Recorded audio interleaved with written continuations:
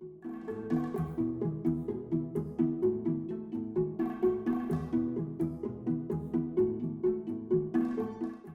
to Hudson Health. My name is Dr. E.J. Akanyili. I am Chief Medical Officer, Jersey City Medical Center, a facility of RWJ Barnabas Health. Today we're going to talk about a group of diseases you may not have heard about, do not often make the headlines, but probably should.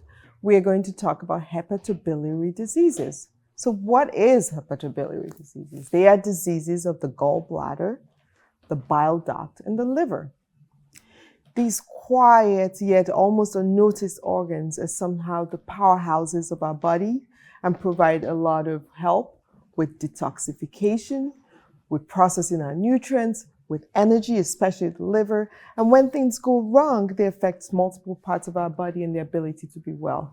I'm really excited to talk about this with our guests today. We're going to bring a lot of information to you and discuss the latest advances, not just in technology, but also in treatment of liver diseases, cancers, and also we want to talk about lifestyle and modification. Did you know that fatty liver, which is linked with diabetes and obesity, is now the leading cause of death for liver disease in the United States? So very excited to have a wonderful guest here today. It's going to be Dr. Andrew Della Torre. Please stay tuned. No one plans on heart disease, but everyone should have a plan for it. We help patients of all lifestyles and medical histories plan for healthy hearts. We offer convenient screenings without judgment, hundreds of preventive programs, and women's heart specialists. And we're the largest cardiac surgery program in New Jersey. Make plans for a healthy heart with RWJ Barnabas Health. Let's be healthy together. Newport, the luxury waterfront community on the Hudson River, offers a quality of life you deserve in one of our many high-rise towers. With amenities such as the on-site Newport Path, light rail, Newport Town Square, 3 playgrounds, dog run, upscale restaurants, retail giants like Kohl's, JCPenney, Macy's, and Target. Morton Williams and Acme Supermarket are just outside your front door. A health and fitness center, skating rink, and medical facilities are also on site. Enjoy the New York skyline from our waterfront and various parks. Manhattan is just one pass stop away, or quick ride through the Holland Tunnel. Nursery and private elementary schools all on site. 12-screen movie theater at the Newport Center Mall. Looking to visit? Stay at the Westin or Marriott Hotel. For more information, visit us at newportnj.com. Make lasting memories to cherish forever. It's incredible. It's you, Newport. Live like you want. Consumer Carpets, 3408 Kennedy Boulevard in the Jersey City Heights. Your one-stop store for residential and commercial floor treatments. Carpeting, linoleum, tiles, laminates, hardwood floors, area rugs, remnants. All major brands, all in stock. Free estimates, same-day installation. Consumer Carpets, it's savings, selection, installation. Credit cards and debit cards accepted. Financing available. Consumer Carpets, price to fit your budget, installation to fit your schedule.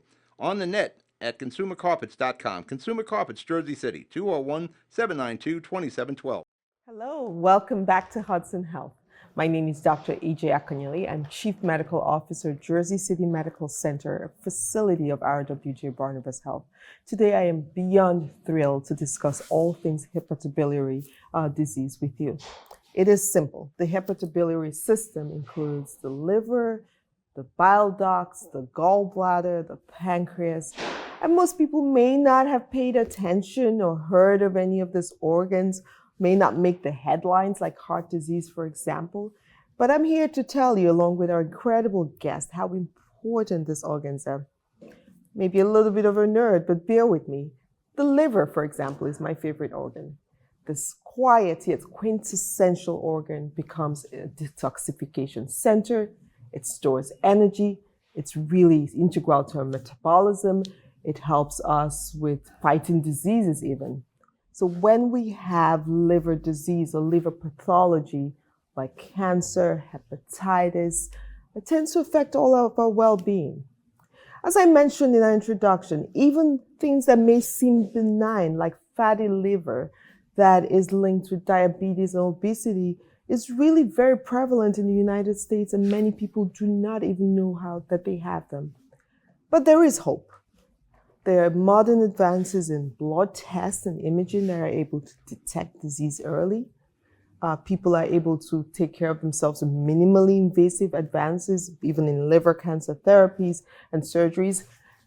The key is to know and to be aware and to get treatment. And speaking of that, my guest today, Dr. Andrew De La Torre, is a world-renowned surgeon who specializes specifically in the hepatobiliary system. We're excited to have Dr. De La Torre talk about treatment options, detection of disease, lifestyle, and how we can hone into all the opportunities we have here in Hudson County without having to travel. Liver disease remains a killer of people in the United States, and we want to make sure you have all the answers and the resources, especially for people who have a diagnosis on how to navigate the world of therapy here. We're very excited. I look very forward to meeting Dr. De La Torre and introducing you to him and asking him a lot of questions. Stay tuned. Comprehensive healthcare is here, here, and here.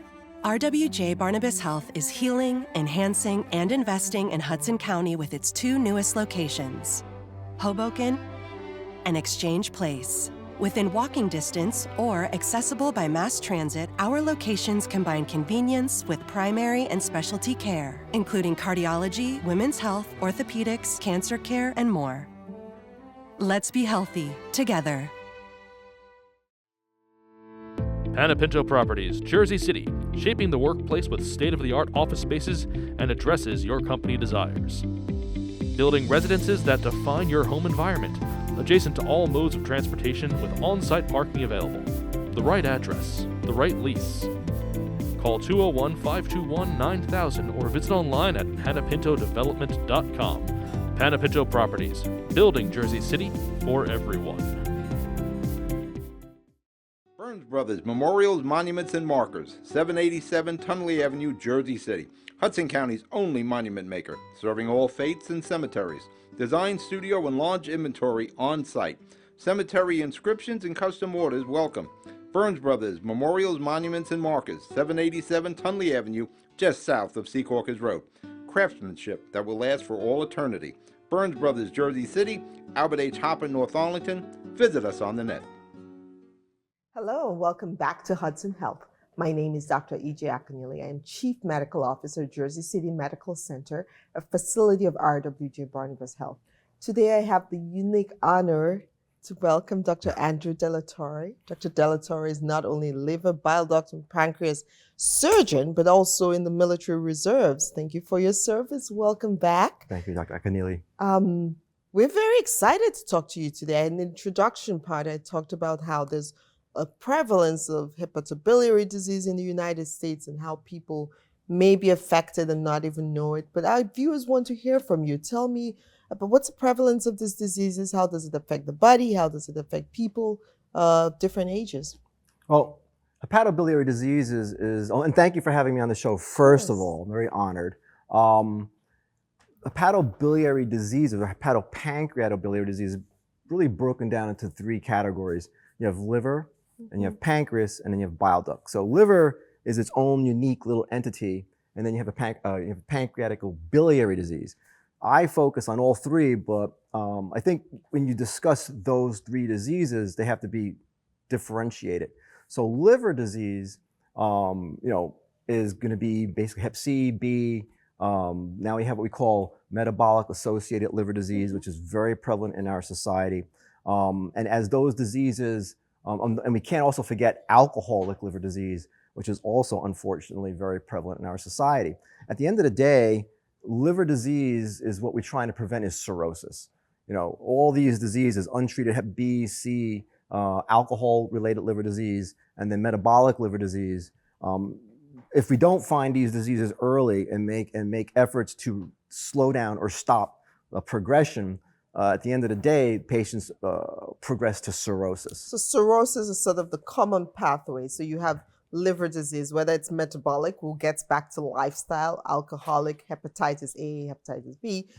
So tell us about cirrhosis. Right. Like, what does that mean? Cirrhosis just means your liver has extensive amount of scar. And then as the liver becomes damaged, the beauty of the liver it can repair itself. It's such a beautiful organ. I love the liver. I do too. Yeah, it's I mean, I've been doing liver disease. I was a liver transplant surgeon for 12 years at the medical school in Newark. Since then, I've been doing what we call population health and liver disease. And the goal is to find people with cirrhosis before they develop complications of cirrhosis. So you have cirrhosis with extensive scar tissue throughout the liver. And as that progresses, the liver will lose its ability to repair itself. Mm-hmm. It's a balance between normal liver and scarred liver. But as the progression of inflammation, and basically what happens is you have hepatitis. Hepatitis just means inflammation of the liver. You can have viral-related hepatitis. You can have toxin-related hepatitis like alcohol. And then you can have overabundance of fat, which when you have the overabundance of fat, that can cause a hepatitis and the inflammation. So the inflammation, progressive inflammation causes scar tissue. Progressive scar tissues over time will cause cirrhosis. Once a person has cirrhosis, you can go several different ways. You can have complications of the scar tissue, an entity, what we call portal hypertension, where the blood cannot flow through the liver because of the extensive amount of scar tissue, and then you can obtain or develop complications from that. Then you can go into basically liver failure, which means your liver just loses its ability to detoxify, to make proteins, and then you turn jaundiced, and then you can have a complication from that. And then what I focus on is liver cancer. Liver cancer is a preventable disease. Once you know a patient has cirrhosis, that patient should be screened every 6 months with an ultrasound for liver cancer. And it's unfortunately because the medical community does not really do a great job of identifying people with cirrhosis, because it's really a silent killer. I mean, your liver, because it can regenerate, you can have extensive cirrhosis, and you don't what we call decompensate. Things don't just fall apart until the very end. So people can have a complication from cirrhosis, or what we call portal hypertension. They can develop dilatations of the veins in their esophagus, and then end up in the emergency department bleeding, vomiting up blood. So one of the things we try to do in this show is sort of to break this down for people, right? Especially people at home who may not, have seen a primary care doctor, really have any interaction with the healthcare system. Yeah. I think, when people hear cirrhosis or hepatitis, right, they think it's an esoteric illness that happens to people perhaps in the developing world. But tell us more about sort of the scourge of fatty liver and how hepatitis and all this pathways to cirrhosis can be hidden, and people may not know without getting screened that they're already progressing on the path to this disease. Well, first of all, liver disease, like death, when we look at the Center for Disease Control, mm-hmm.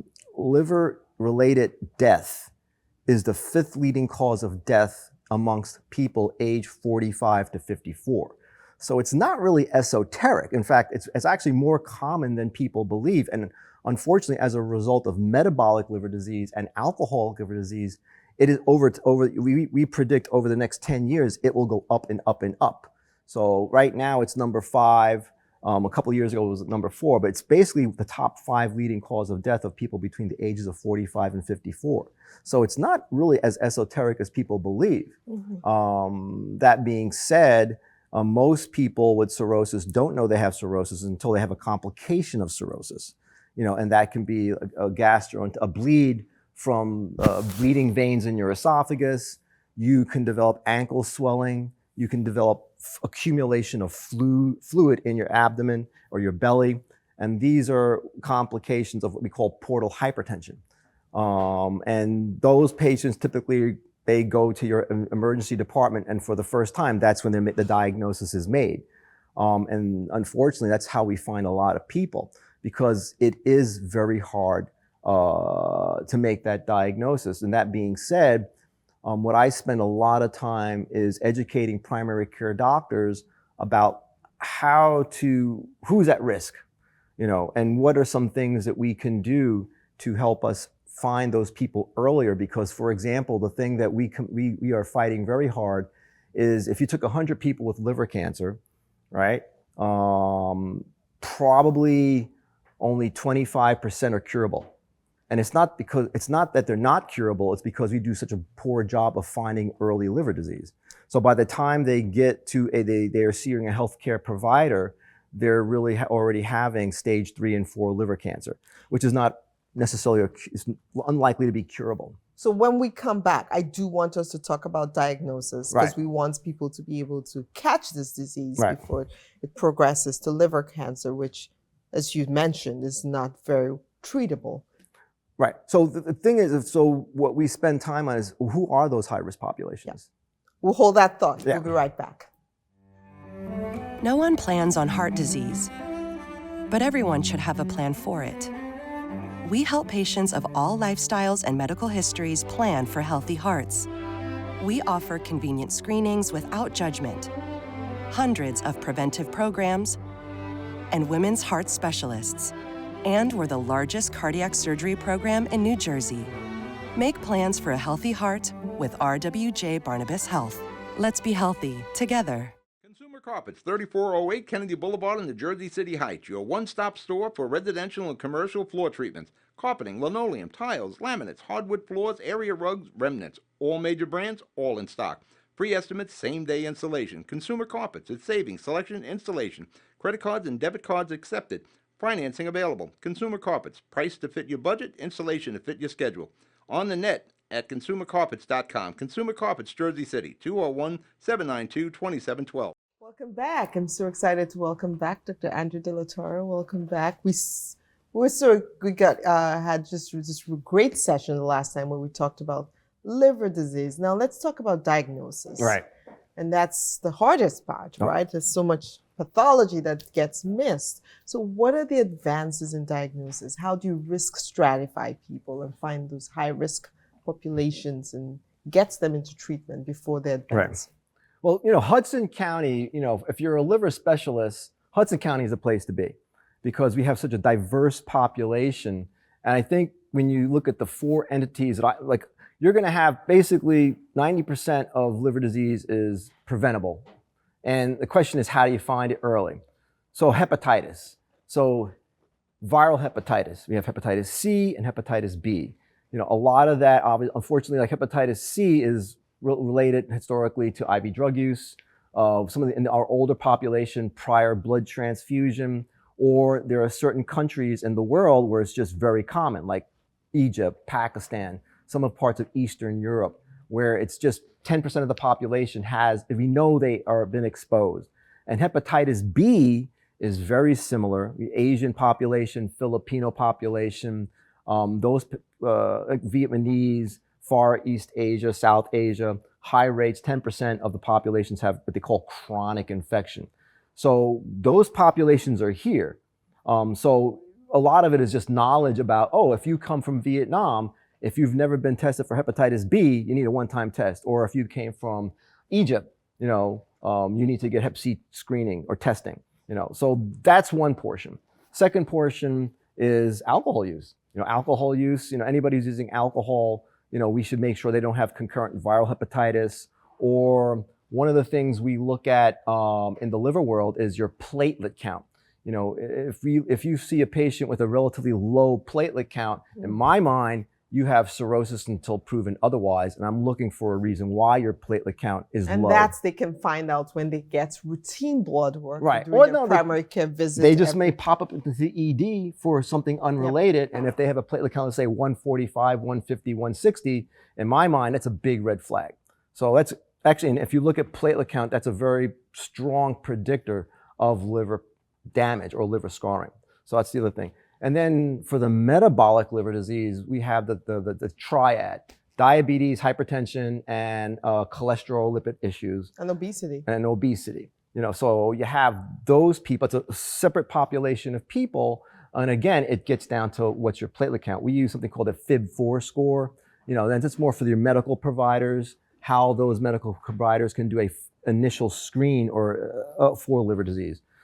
But, again, like in a lot of patients, particularly with the metabolic liver disease, you're looking at some of their lab values that will help you risk stratify them for liver damage. And because if we can't find the cirrhotics, then we're never going to make any progress in terms of reducing death from liver disease. So the big ticket item for me is how do we reduce death? If I can reduce your risk for death from what we call decompensation or just everything just falling apart or being diagnosed with advanced liver cancer, we're kind of like, we got to focus on that. So let's go back. So we've worked on how you not do the diagnosis once you actually have cirrhosis or risk of it. If we went back a little bit, how do people prevent? You mentioned so much of the liver disease is preventable. Right. Metabolic liver disease, alcoholic liver disease. Can you talk a little bit about lifestyle, exercise, anything that could help get people, and of course, prevent screening by where you were born or where you visited as a tourist? I'm just talking about the broad category. Sure. So alcohol is very easy. You reduce your alcohol consumption, and that's hard because I think one of the things we struggle with in the liver world is we see a lot of people with alcohol dependence, what we call alcohol overuse, and to get them into behavioral counseling is sometimes a challenge.